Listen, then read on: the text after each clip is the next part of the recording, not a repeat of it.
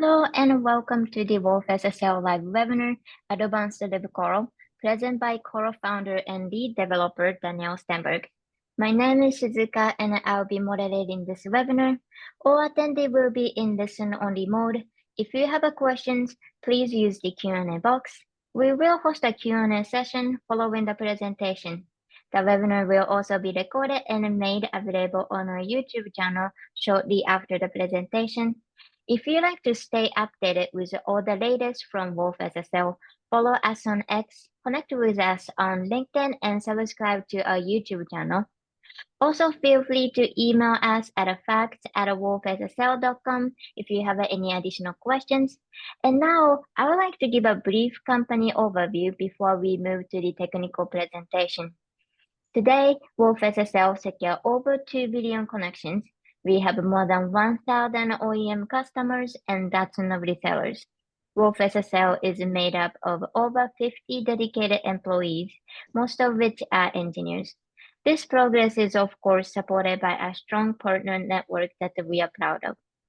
Since the beginning, our engineering team has developed several embedded security products, including WolfCrypt with DOM 178 support, FIPS certification, and a FIPS-ready offering, MQTT up to the V5 specification, SSHB2 TPM 2.0, a secure bootloader known as WolfBoot, Java wrappers, and JSSC support, commercial support for Coral, and our latest products offering, Wolf HSM.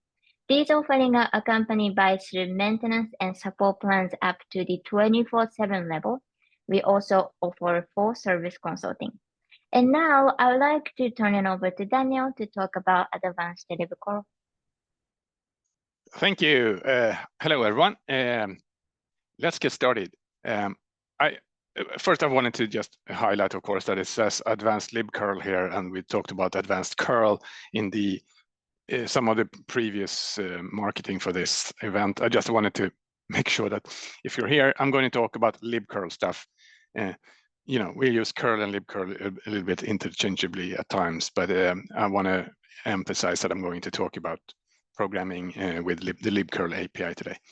So yes, I'm Daniel. This is a photo of my workplace. This is where I sit right now. I live in Sweden. That's why I have this funny accent. And yes, this is what I wanted to talk, what I'm hoping to talk to you about today.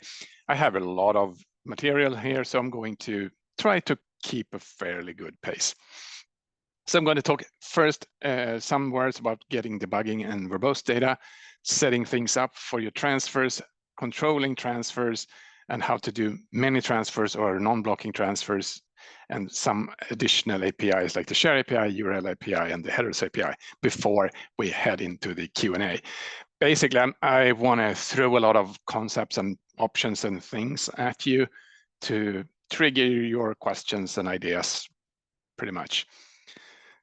So let's just get started. Of course, if you have any questions or any thoughts when I present this to you, hit that Q&A thing in the Zoom client window there and enter your question, and we will get to them after my presentation. Let's.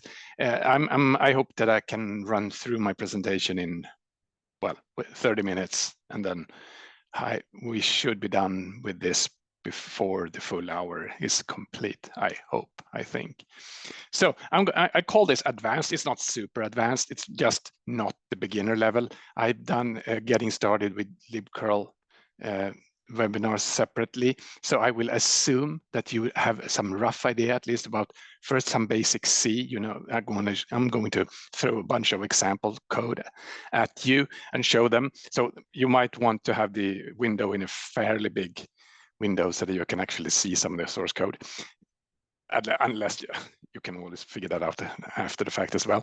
And I'm going to just assume that you know a little bit about easy handles and how that curl works on URLs. You know the basic concepts of curl easy init, setup, perform, and cleanup. At least you've heard about it and you know roughly what they do. And I just wanted to mention that a lot of the examples here, they come from my previous presentation called Mastering Libcurl. So at this URL at the bottom, you can find all the examples that I'm going to show you today. There are more examples on that site than I'm going to show you today, but at least the ones I show you are actually there in case you want to copy and paste or read up on them or whatever you want. So I'm going to start with debugging. When you run into start working with Libcurl to do internet transfers, there will be times when, of course, when the transfers don't do exactly what you want them to do, or you have some other issues, things are acting up, you're wondering what is happening, then you want to debug your transfers, then you really want these options. For example, one of the first things you should do when you want to research why things are going wrong is to make sure that you pass on the curl opt error buffer, the error buffer option, because that gives Libcurl an extra buffer to provide a verbose error message. So in case it returns an error, you can get extra context-specific error motivation and error message in that. And you have this verbose option that makes curl send text to standard error actually by default. And that includes a lot of extra details about what is going on and why it makes decisions that it does. An example code would look like this, right? So this, you can see this little sample sets 3 options: the error buffer, the verbose option, and then after, if it runs into a problem, output error buffer. And the verbose option will send a lot of information to standard error. You can also redirect that. I'll show you in a second how you can also like this. So in case you don't want to send that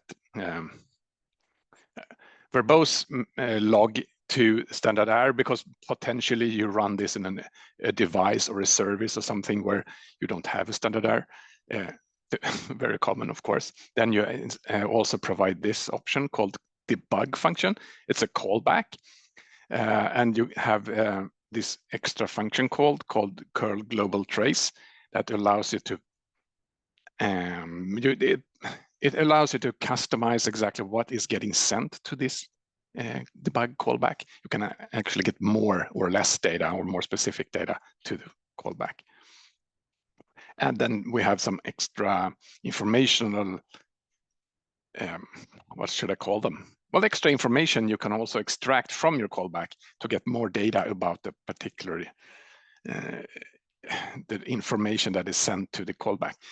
In particular, I'm thinking about this transfer ID and the connection ID, which tells you about which transfer and which connection is this particular message in regards to.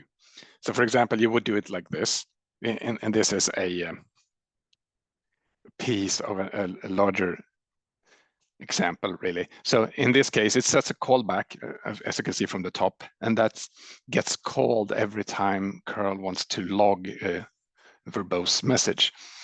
And you can store that in memory, you can store it on disk, you can do whatever you want. And by calling the curl global trace, you can customize what kind of data that gets passed to that callback. So let me see. Yeah, so, and of course, it's one fancy thing you can do is to do curl global trace, quote unquote, all there, which enables maximum level of global tracing or tracing level for the verbose data. Then you really get all the nitty-gritty details, everything from TLS details to socket details to reading and writing from sockets. And here's the informational data I talked about, how you can, in your callback, you can extract information about which transfer and which connection this information is in regards to, which is really handy in case you're doing advanced transfers where you do a lot of parallel transfers, for example, or at least a lot of concurrent transfers. So you want to make sure that if it says something, which connection is this in regards to, and which transfer is this in regards to. If it says connection closed, which connection does it actually mean in case you have 22 connections going on at the same time? Very convenient and very handy to help you understand what was going on and is going on when things are happening over the wire. So with those in place, that's just good stuff to get extra information, debugging, understanding what's happening, especially when things don't work the way you think they should behave, or transfer the stuff you want to transfer. And you need to remember that with curl, it uses persistent connections, and you want it to do persistent connections as much as possible. And it pretty much means that when the curl client connects to a server, like if you first do a transfer with example.com, it'll use the connection pool and store that.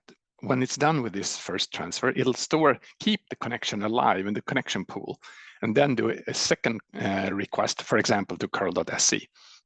And that's a second transfer with a new connection, right? Because it's a new host. And it'll store that as well in the connection pool. And then if you as a client then makes a third request, and maybe you want to get more data again from the example.com host as a third transfer from the first host again, then it finds the already existing connection still alive in the connection pool, and it will pull out that live living connection from the pool and reuse that instead of name resolving and creating a new connection and setting everything up again, which is really the key to doing fast, repeated performance internet transfers. Right, so in the third connection there is reused. And that's because it has this connection pool where it stores all the connections that it has used, or rather it stores a number of connections, and you can set that limit in case you want it to be. There's a default, but you can change it in case you have a reason to, for example, store very many connections or very few. And you can also keep them reusable up to a certain amount of time. And you should remember that the reuse is done per name, then not IP address, because it wants to shortcut the name resolving phase too. So if you do another transfer to a name that is already in the connection pool, it can just extract that connection and use it again. It works for all the protocols that curl supports. And right, you can also then, of course, explicitly ask Libcurl to skip the connection pool. I want a new connection. Disregard if there's anything, any old connection, or and you can also forbid a transfer to store it in the pool after it's been transferred. If you set up a transfer to use a connection, you can say forbid reuse. This connection should not be reused after this transfer. So there are a bunch of tiny options to tweak this. There's also this keep alive option, which is related because it helps the TCP stack to keep connections alive when not used, when there's no traffic on it. Also, another thing to help you set up connections is that curl has a bunch of what I call name tricks, or ways for you to connect to a host that is not the host name used in the URL. For example, you can pre-populate the DNS cache by providing this curl opt resolve option, which is basically a way to say, example.com on port 443 now uses this IP address, and as in this example shows, and the host name www.example port 443 has this IP address. So you tell curl that instead of figuring out the IP addresses to these hosts using the regular means, you pre-populate the DNS cache curl has by, well, basically making up some new IP addresses for that host name, which is really convenient when you want to play or do testing on your local machine or local development environment, or just redirect your curl traffic to another host that regularly it shouldn't. Of course, if you're doing TLS here, there will be a certificate check that might fail because maybe you're connecting to the wrong host, so you will have the wrong certificate. So you need to figure that out. Another way is you can do redirect or internal redirect from one host name and a port number to another host name and a port number with the connect to option, which is roughly the same, but this redirects one name to a second name. So in this case, if you would connect to curl.sc, but you have used the connect to option to say that in this case, curl.sc is actually example.com on this port. You can also even do a port forward here, because you can have different ports. So curl SE port 443 can redirect to example.com on another port. Yeah, again, if you connect to another host name, the certificate check might very well fail unless you have this prepared. And as I mentioned, TCP keep alive is a way to, yeah, I guess you remember this from TCP. It's just a way to send packages back and forth over the wire when the connection is otherwise island and idle. And idle just prevent the connection from being completely silent, to make sure that your NAT or whatever your network equipment between the pairs shouldn't consider it dead. Doesn't always help, because sometimes a lot of these equipments nowadays, they ignore the keep alive messages and consider it dead anyway. But still, you can. There are 3 options. There are actually a 4th option added just recently, so you can configure exactly what curl should do, or tell the TCP stack to do when the connection is idle, to help the connection from actually staying alive while there is no traffic on it. And of course, you can configure, and you can ask curl what to do in regards to IPv6 and IPv4.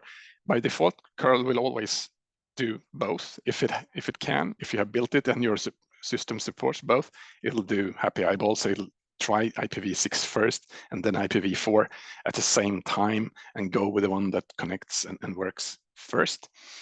But you can change that in case you have a preference, like maybe your host doesn't support one of them, or maybe you have another reason to go, I want to just do IPv6 and ignore IPv4. In this case, you just tell curl use v6, and it'll just use v6, and it'll fail if the v6 doesn't work. And authentication, there are a bunch of ways to do authentications, but basically authentications in curl is just credentials in terms of a name and the password, and you have to tell it which authentication method you want to use. So you set a name and a password and a type maybe, and you might have a different one for a proxy if you're using a proxy, and then you just set them all as regular setup options. Username, password, URL in this case. And this particular example, of course, it doesn't set the method here. So it just uses the default method, which with HTTP means the basic authentication. And of course, when doing libcurl, it's very important that you, and with one, in particular, if you read libcurl example documentation, you can see that we ignore checking the return codes a lot of times from a lot of libcurl function invokes, but that's really, really bad. You should always make sure that you check that all the libcurl functions return okay, or if they don't return okay, you should check the error and consider what to do if they return error. In many cases, for example, if you do a setup, then you try to set an option and it returns error, it might mean that maybe your libcurl build doesn't support this option. So it's just good practice to make sure that you verify the return codes from the functions, of course. And all of these different interface families in curl, they return different type def codes, or so they have different error ranges, and they all have 0 as success, and they have a non-zero code as an error, and they all have these stir error versions to figure out the the English version of the number. And of course, we have this man page called libcurl errors that has all the details, describes all the error codes, fairly elaborate. So, and they're of course stable, and they will always remain that. So you can really make your application depend on those error codes. So when you have your transfer set up and start transferring things, there are things you can do to control your transfer while it is transferring. And some of those, for example, you want to make sure that you store your stuff somewhere. When you're downloading something, you use the write function that's a callback, right? And you use that to store the data that you download. It defaults to writing the data to standard out, which is very rarely what anyone actually wants. So basically you always want the right function callback set in your application. So it gets called potentially a lot of times if you have a huge resource. You can change the buffer size, which can then affect. No, sorry, I'm take that back. Basically the write function will get up to 16 kilobytes per data per call, and that's just how it works. So if you download a huge resource, it will then of course get called a lot of times. So it could look like this. This is just a sample thing. This is a sample of a write callback that just makes a realloc and saves the data in memory. So it'll just realloc larger and larger. Of course, this is going to be really silly if you download a super huge resource, because then it'll run out of memory eventually. But anyway, this just shows one way to deal with saving incoming data when doing a download. It's very common to want to use, at least when you're doing HTTP, to do compression, because Libcurl doesn't ask for or enable compression by default, so you have to ask Libcurl to do. And when it comes to compression and HTTP, is only for downloads, not for uploads, because there's no way to do that automatically. Then you have to do it manually. Anyway, so you set this option called curl opt accept encoding, and it's a little bit strange in how to use it, because we were a little bit silly when we added it like this. But anyway, typically you want to set it to just an empty string, like double quote, and because that's a way to ask curl to figure it out yourself, enable the compression algorithms that you have built-in support for, whatever that is. And the alternative for SSH-based transfers, SFTP and SCP, is this other option. So you can control them independently depending on what kind of protocol you're using for the transfer. And of course, you should just, when you ask for something that is compressed, you could download a very small amount of data, and it can extract into a very large data set, because that's compression for you, of course. So curl supports 3 different compression algorithms. So in this case, when you do it over HTTP, it'll ask the server for one of these, and the server will then go with one of those compression algorithms that it supports. And if it does that, curl will uncompress the received data automatically and just provide it for you as if it was not compressed. And it'll save transfer bandwidth by it'll send less data, but you will get the data uncompressed. And basically just do this. So there's one line, one setup, and then transparently it'll compress and uncompress automatically for you. Kind of magic.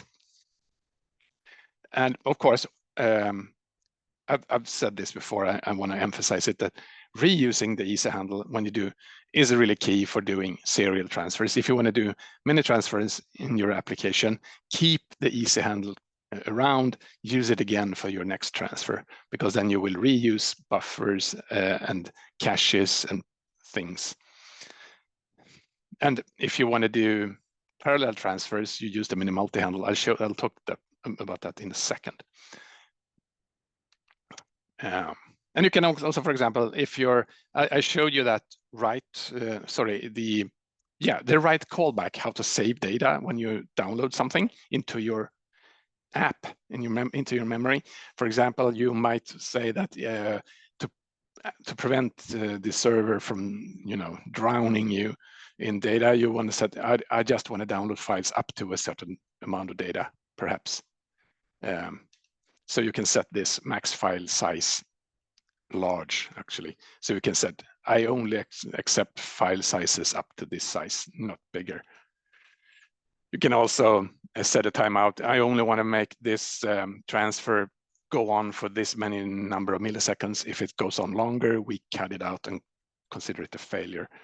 So, or you can also customize your limits in the right callback or any other callback yourself, because all the callbacks can always return an error in case you figure out that, no, this is not right. It's too long, too slow, too fast, too big, whatever. something is wrong, return an error, and the transfer will just abort. And Libcurl then has a buffer size, which is 16K by default, and this buffer is allocated internally and is used for downloads. There's also an upload buffer size. They are independent. So you ask, or rather you set a size you want. You tell Libcurl, use this big buffer, and it'll allocate it as part of the transfer. Doing bigger sizes is usually better for I mean, you can sometimes reach much better performance. So if you have a performance issue consideration, you should definitely try tweaking the buffer size a little bit. And in particular, if you're high bandwidth, you should go up the size. If you're low bandwidth, it might not matter much. Anyway, it's allocated and associated with the easy handle. It's actually one buffer used for any number of concurrent transfers. Right, it's a 10 megabyte maximum nowadays, so you can set it pretty large. And you know, I showed you the write callback for writing, saving data, and when you want to do the uploads, you do the same thing, but the other way around, right? The read callback.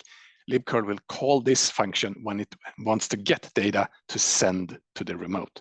So then you provide the read callback. Bam.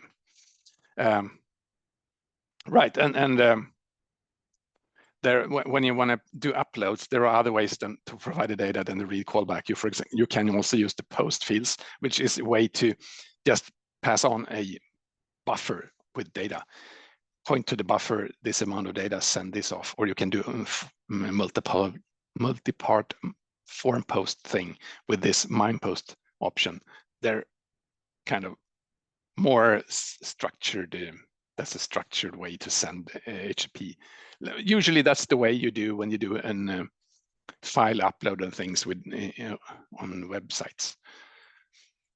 And again, you can of course mix uploads and downloads. If you just reuse the same handle, you can. If you just set the correct options, you can do first an upload and then a download on the same easy handle. If you just set the options.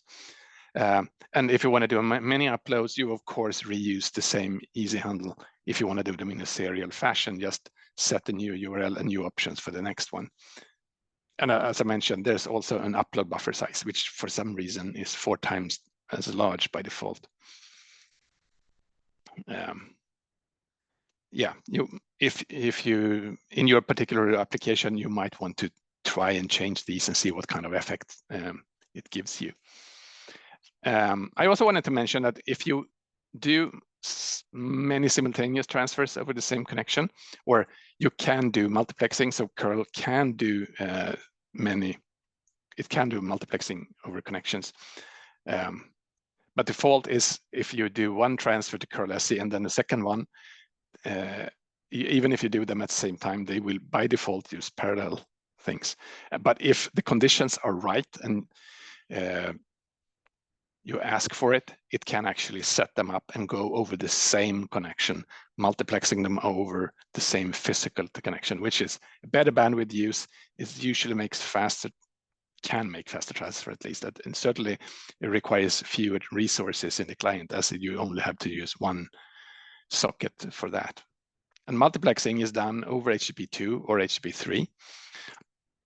And you have to use the multi-interface. I'll talk about the multi-interface in a second. And you enable it with this option, and there's a number of streams and everything. So, and it is done completely transparently. You usually don't have to think about it. As long as you're using the multi-handle, and you set curl opt pipelining, it'll do multiplexing by default if it can. So you can just pretty much ignore it and not think about it, because it'll happen if it can. It won't happen if it can't.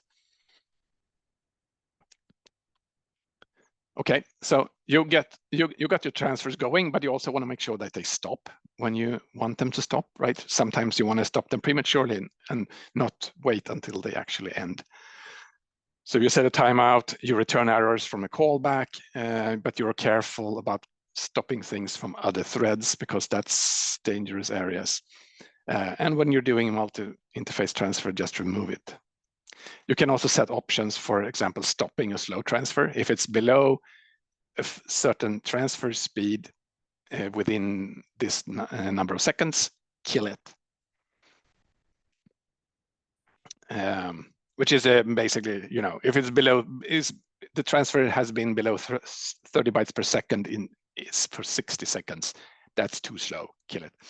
Rarely a problem these days, actually. Or you can also do it the other way around, or rather say, don't go over this speed on average. So you can tell curl, so I only want to go this fast and then they're set in either direction. So don't download faster than this, don't upload faster than this, and then Libcurl will try to stick to those limits, pretty much to allow your bandwidth to get used by other applications and other purposes. So you can, for example, if you want to download something big, maybe you want to limit your transfer to just use X amount of bytes per second, so that the others on your system get a fair chance to use the bandwidth.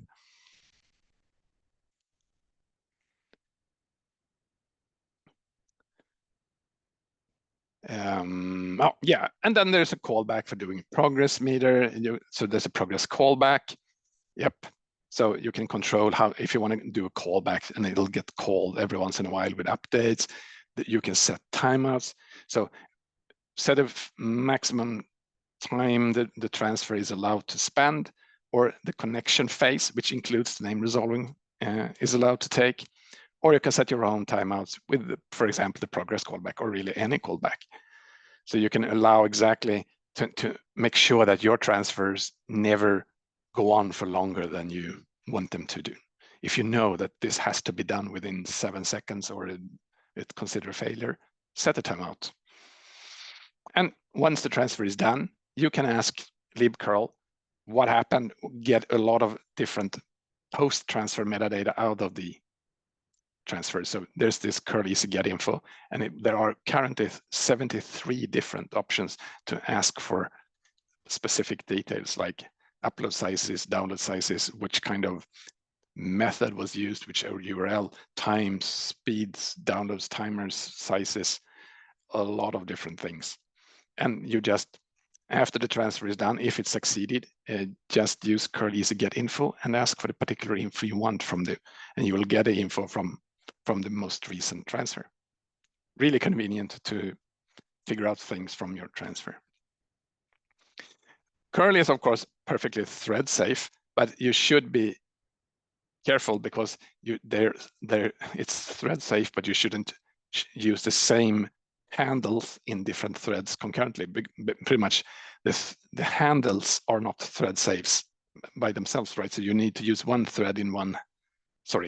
handle in one per thread. So if you want to go with 2 threads, use separate handles in each thread, and then you're fine.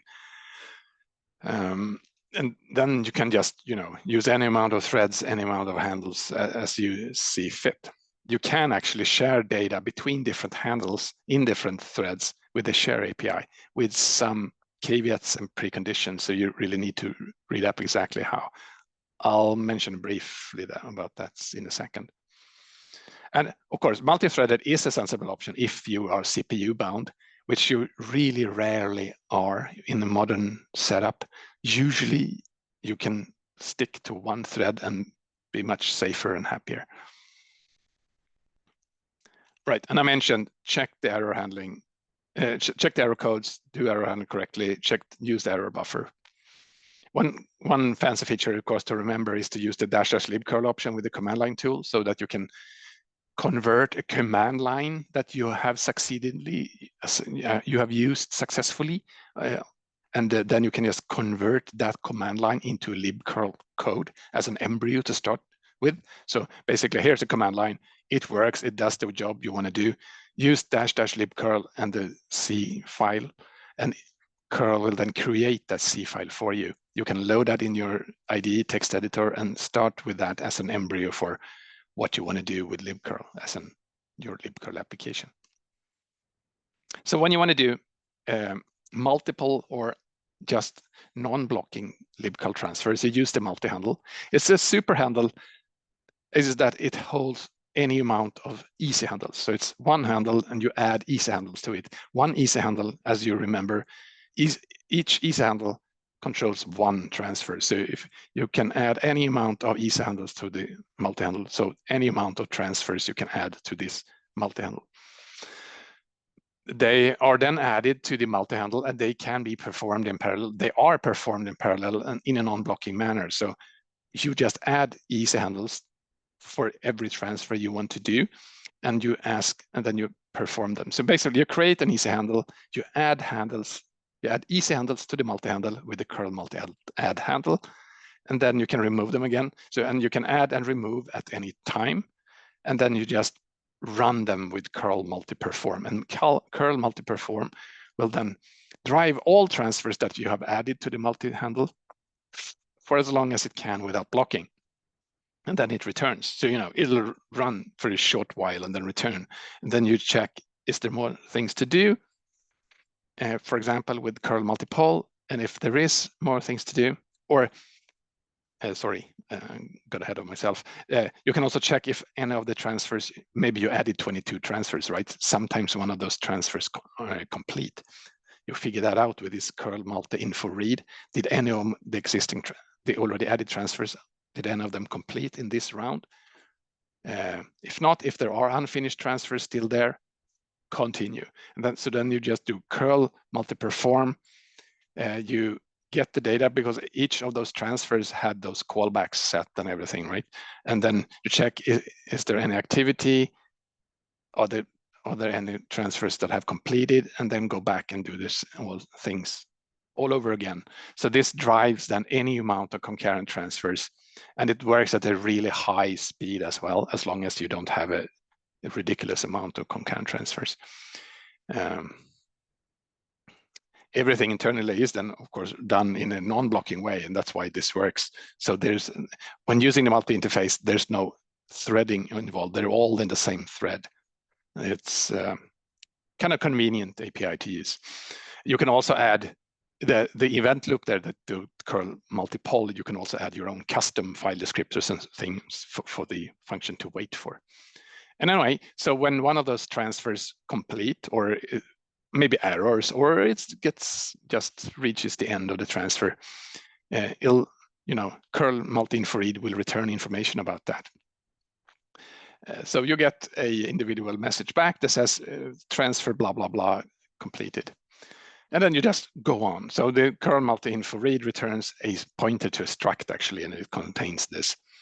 The most key here might be that it includes the easy handle, the transfer that actually completed, and the curl code result value, which is the return value, well, the success error code for that specific transfer. If you added 22 transfers, you want to get this error code for each 22 transfers, right? So they all have their own. When each is completed, they return this message, and you check that message. How did this particular transfer go? They should all of course, go okay in the ideal case. And when you're done, you just do curl multi cleanup on the multi-handle, and it'll just free everything, and you're done. Of course, you want to free all the individual easy handles first. Anyway, so you basically do it like this. You set up 2 easy handles in this case. You set the URLs, you create a multi-handle, you add easy handles. Boom. You do the loop. As long as there's a transfer still out there or going, one of these 2 or 3 or 22, go on, and then afterwards you tear them down, clean everything up, and you're good. And again, the multi-interface here is very good. Not only that it can drive any amount of parallel concurrent transfers, it's also non-blocking, so you can put it into your own event loop somehow and wait for your own file descriptors, or you can add whatever creative thing you want to do in between. And of course, there's a lot of caches involved, and when you're in curl in general, in Libcurl, and when you're using the easy interface and you do curl easy perform, those caches are kept per easy handle. But when you're using the multi-perform way, the multi-interface, although those caches, not all of them, but the green ones in the bottom here, they are then held in the multi-handle, which is really convenient because when you do then many transfers in the same multi-handle, they share a lot of caches, so they get a lot of, you know, share the performance boosts thanks to that. For example, the DNS cache, it goes faster to resolve the same name again, and the connection pool is shared among those transfers, for example, etc., etc. And if you want to go even further, if you have a really large amount of connections, maybe you want to do 1,000 concurrent transfers, then I can really advise you to check out the curl multi-socket action function, which is an event-based function. So it basically tells, yeah, it's kind of, that would be my advanced libcurl, I think, to go into that. But it's a really fancy way if you really want to have a ridiculous amount of parallel connections. So there's a share API. I mentioned it briefly. Basically, I'll just run through this really fast. So the share API allows you to create a share object, and you decide what kind of data should this share object share, and you can pretty much choose between the cookies, DNS, connections, TLS, and ID. And PSL, HSTS, maybe some more in the future. You see a bunch of these things that you can share, and you set those in the object, and then you should put that object into different easy handles. That allows those easy handles to share these things using the shared object. Basically, you can create a bunch of easy handles, and you want to share these things between those easy handles. Because otherwise each easy handle is an isolated instance, right? So they will have their own cookies. For example, if you create like this, you have 2 easy handles, they will have their own cookies, but unless you do it like this. So you tell, I want a share object, I want to share cookies. So now setting up like this, the 2 easy handles will share cookies between themselves, or rather they will put the cookies in the shared object instead of in the easy handle.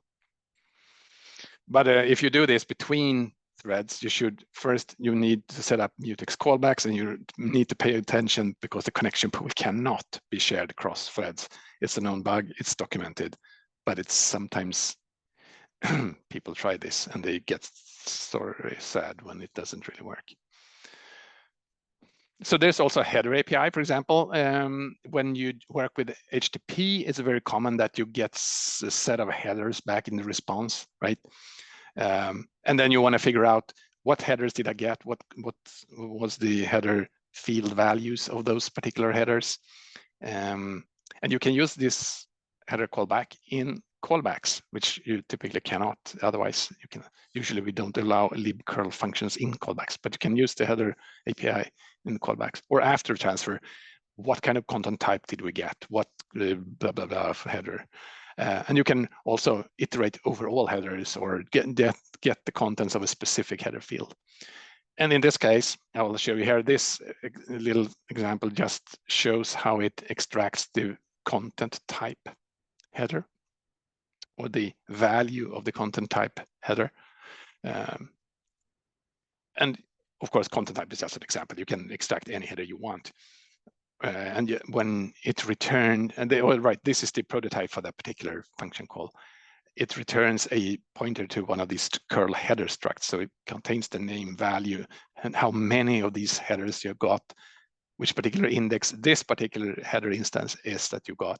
And origin is pretty much which kind of header, because there are different origins, right? It could be a real header, could be a trailer, could be a header from the connect request. It could be a header from the 1NX response header, so on. Or it could be a pseudo header like in HTTP2 and HTTP3. Pretty much it allows you to extract header data from the traffic that's been going on, or you can use next header to iterate over existing ones, or several ones. Maybe you want to get all the headers, or whatever you want to do. And if that is not enough, curl works with URLs, as you know, and it also then provides a URL API, so you can use URL or parse URLs and work on URLs exactly the way libcurl curl itself does, which is RFC 3986 based. You can parse, change, generate URLs. Pretty much you create a URL handle with curl URL. You can duplicate it with curl URL dup. And you can set parts. So here's the URL. And we talk about parts like curl u part underscore and name. So one of those things. So here are all the parts that the URL API supports. URL scheme, user password options, host, zone ID, port, path, query fragment. They are the limited, those are 11 names. There are only those parts in any URL. And as you can see, URL is a part in itself, which is the entire URL, which is not really a part, it's the entire thing. But anyway, so to parse a complete URL, you just create a URL handle and you set the entire URL like this. Curl URL, you get a curl u pointer back, and then you set a URL. Bam, and it parsed it. And after you have parsed it, you can use the curl URL get function to get parts out of that parsed URL. Really convenient. You can also set and update individual components like this. Instead of parsing a full URL, you can, for example, in this case, set the scheme, the host, the port, the path, and then extract the entire URL as that came out of all those different parts set individually. That's how this particular example looks like if you compile it and run it. Right, as I mentioned, you can then, for example, like set the URL, parse the URL, and then extract the port number or extract the query part from the URL, like that. It also has a fancy redirect feature, so you can set a URL, set a relative URL, and then figure out what would the eventual complete absolute URL become, pretty much like that.